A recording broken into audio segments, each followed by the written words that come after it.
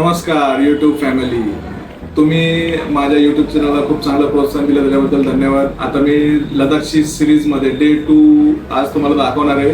ज्यांनी कोणी day series 1 बघितलं नाहीये त्यांनी आय बटनमध्ये क्लिक करून तो डे सिरीज 1 बघा.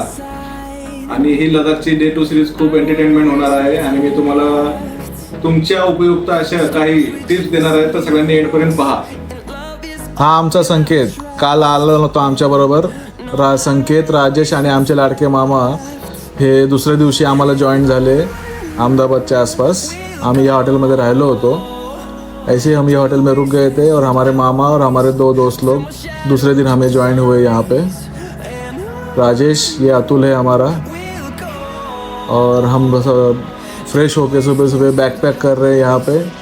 और आज के दिन की प्लानिंग करने वाले हैं. यहाँ पे सब बैग पैक कर रहे हैं. ये हूँ मैं.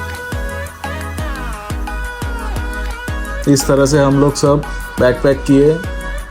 यहाँ का हवा सुबह सुबह बहुत अच्छा था. ये हमारा अतुल, ये विकी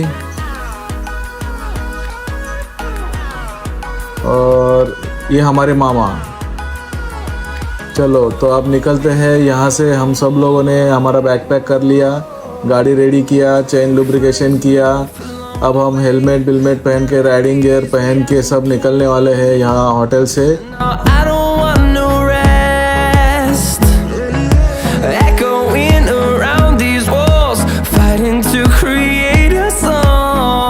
आता अशा प्रकारे आम्ही थोडंसं डीप डिस्कशन केलं. 16 पोरं आहेत, तर 16 जणांचे 16 विचार वेगवेगळे. थोडंसं मिसअंडरस्टँडिंग, मिसकम्युनिकेशन असं व्हायला नको म्हणून आम्ही थोडं विचार केला. सगळ्यांनी कधी थांबायचं, कुठं निघायचं, एकामागोमागे कसं चालायचं, हे डिस्कशन चाललं होतं आमचं.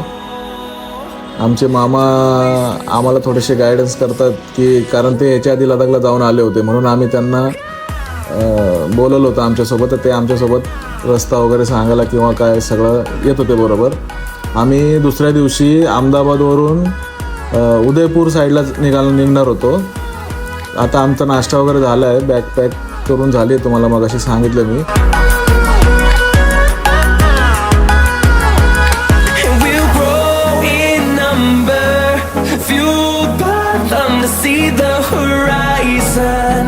Turn us to thousands, and we'll grow in number, fueled by them to see the horizon. Turn us to thousands, and on we'll go. अरे हेल्मेट पडलं आमच्या लाडक्या विकीचं. बिचारा, हेल्मेटकडे लक्ष द्या सर्वांनी. सगळं सामान आपापलं नीट सांभाळून ठेवायचं, पडून द्यायचं नाही, काय नाही, सगळं व्यवस्थित ठेवायचं.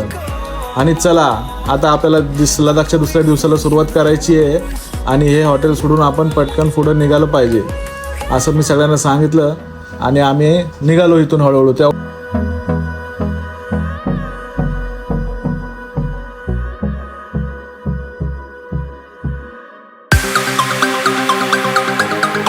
पुढ्यात आपल्या हॉटेलचा मॅनेजर आला आणि आम्हाला सांगायला लागला. विचारलं त्याने, तुमचं काय, कुठून निघाले, कसं. तेव्हा हंसराजने त्यांना थोडंसं ब्रीफली सांगितलं की हम आज इधर से निकलेंगे, उदयपुर पहुँचेंगे, सब प्रिपरेशन हो गया है. तर ते खुश झाले बघून आम्ही की 16 मुलं एकत्र निघाले, तुम्ही एवढ्या लांब चाललेत. त्यांनी आम्हाला खूप वाहवा केली. त्यांनी आम्ही त्यांना धन्यवाद केलं, बेस्ट ऑफ लक सांगितलं त्यांनी. मग आम्ही आमची 16 जणांनी टीम घेतली आणि हॉटेलवरून हळूहळू निघालो.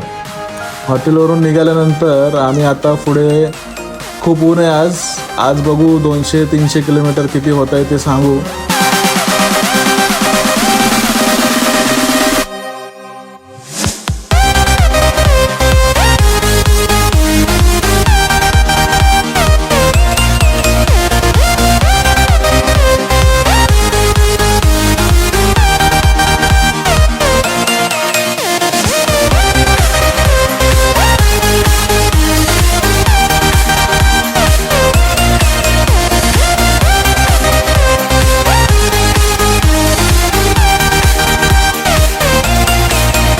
अशा प्रकारे आता एक जण निघाले.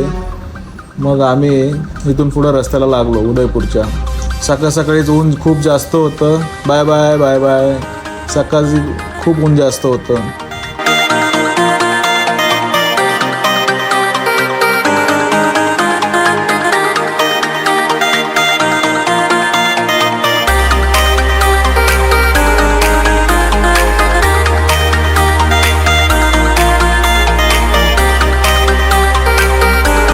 खूप ऊन जास्त होतं आणि त्याच्यानंतर आम्हाला रस्त्यामध्ये खूप चांगलं हॉटेल दिसलं, तो इसलिए हम लोगों ने सबने डिसाइड किया कि हम इस होटल में थोड़ा सा खा ही लेते हैं। थोड़ा एसी का होटल था तो हमें मस्त चिल हवा मिला। ये होटल की खासियत ऐसी है कि ये डब्बे में कुछ ये लोग 6 टाइप कम लोणचं, गोड लोणचं वगैरह बहुत अच्छा अच्छा कुछ था। ये है स्नैक, वेजिटेबल, ये विकी,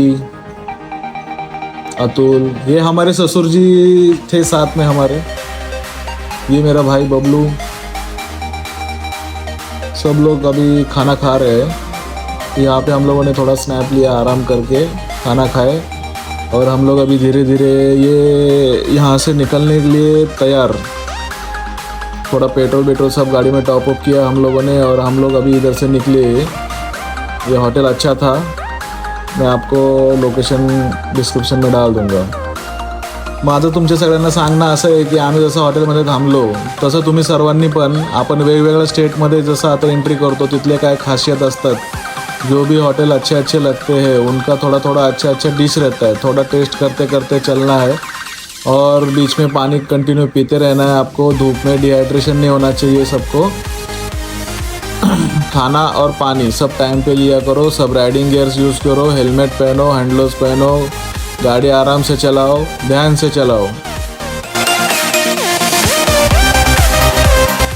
आणि आम्ही असे एका गावामधून फिरत रस्त्याने आम्हाला जसा मॅपने दाखवला तसा आम्ही रस्ता मॅपला फॉलो करत लडाखच्या दिशेने चाललो होतो।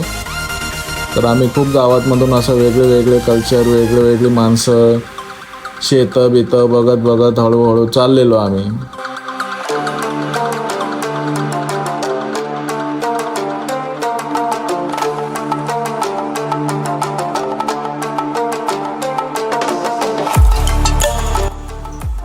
आम्ही सर्वजण या पेट्रोल पंपात थांबलो। ऊन खूप जास्त होतं, आमच्या लाडक्या अतुलला पण खूप तहान लागलेली आणि उन्हामध्ये गाडी चालवणं पॉसिबल होत नव्हतं। गाड्या गरम झाल्या, मोबाईल गरम झाले, मग सगळी पोरं जरा थांबली एका पेट्रोल पंपावर। आम्ही सावलीत थांबलो जरा 2-2.5 तास आम्ही आराम केला आणि आम्ही डिस्कशन केलं की ऊन जास्त लागतंय तर आज एवढं जास्त किलोमीटर नको घ्यायला आपण। सगळ्या ज्यांना काय फ्रेश व्हायचं होतं त्यांनी फ्रेश झाले। हे आमचे लाडके सासरे आणि हा आमचा अतुल। आमच्या अतुलकडे एक स्पेशल पाण्याची कॅरी बॅगच होती बघा, तो खूप पाणी प्यायचा। डिहायड्रेशन त्याला होऊच शकत नाही अजिबात, आमच्या सगळ्यांना होऊ शकतं म्हणून आम्ही पाणी थांबून प्यायचो। हंसराज, आम्ही सर्वजण इथं फ्रेश झालो आम्ही जरा। हा आमचा राकेश, ह्याला पण खूप गरम होत होतं आणि ह्याच्यानंतर बघा हा असा डिहायड्रेट हा कसा होणार, हा पाणी पित होता।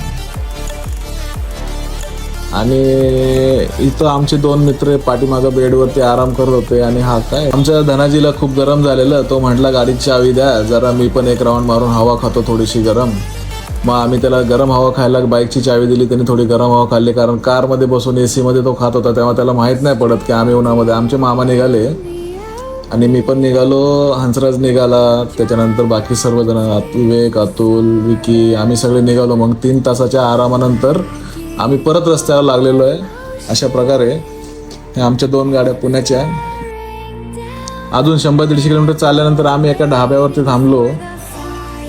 आमचे मोबाईल खूप गरम झाले म्हणून आम्ही जॅकेट सगळं काढलं, हेल्मेट काढलं आणि थोडं हवा खायसाठी थांबलो परत एकदा एका हॉटेलवरती। हॉटेल समजलं पण तो ढाबा निघाला, तिथं फॅन नव्हते काय नव्हते। मग आम्ही गप आपला बेड पकडला आणि इथं हवा खात बसलो थोडीशी, कारण एवढ्या उन्हामध्ये आम्हाला खूप त्रास झाला।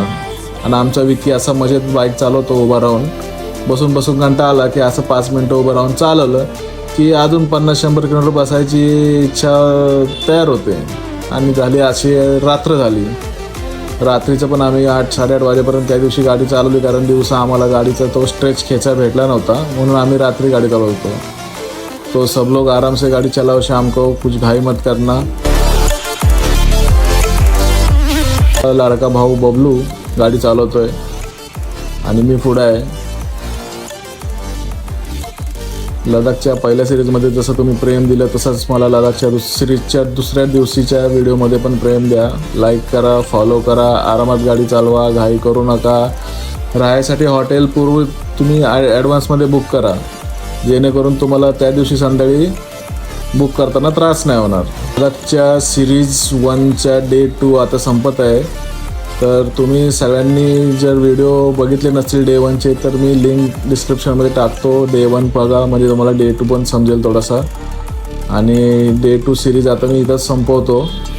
तर सगळ्यांनी लाईक करा, सबस्क्राईब करा, शक्यतो शेअर करा. तर मी ह्याच्यानंतर डे 3 पण टाकणार आहे. त्याच्यानंतर बाकीचे पण दिवसांचे मी व्हिडिओ टाकणार आहे. तर सर्वांनी तयार राहा आणि बघा आणि प्रोत्साहन द्या मला व्हिडिओ बनवायला. तुमचे प्रोत्साहन खूप गरजेचं आहे. Take care. भेटू नेक्स्ट डेमध्ये आपण.